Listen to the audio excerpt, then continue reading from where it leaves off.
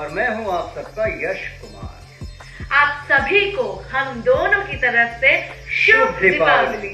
आप सभी को भोलेनाथ बहुत सारा प्यार, बहुत सारा आशीर्वाद दें। आप लोग खुशियों से इस दीपावली को मनाइए, अपने प्रियजनों के साथ मनाइए, खूब सारे पटाखे फोड़िए, खूब सारी मिठाई खाइए।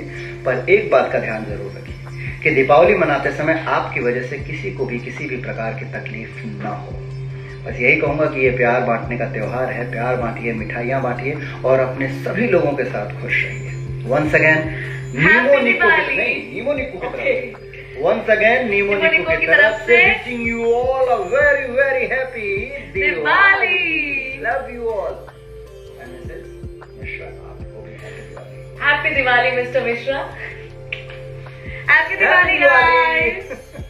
बाय द वे यस, मैं अभी शूटिंग पे था और आज आते आते मेरे को डांट भी पड़ी है क्योंकि 24 तारीख है आज। दिवाली के दिन कौन शूटिंग करता है?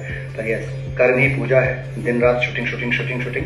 तो ये अभी मेरे सेट पे आई हैं मड आइलैंड में, मुझे ले जाने के लिए घर पे जल्दी, ताकि हम साथ में दिवाली की पूजा कर सकें। तो थैंक यू सो मच। आप नहीं आई होती तो डायरेक्टर प्रोड्यूसर इतना जल्दी छोड़े भी नहीं होते सब मुझे।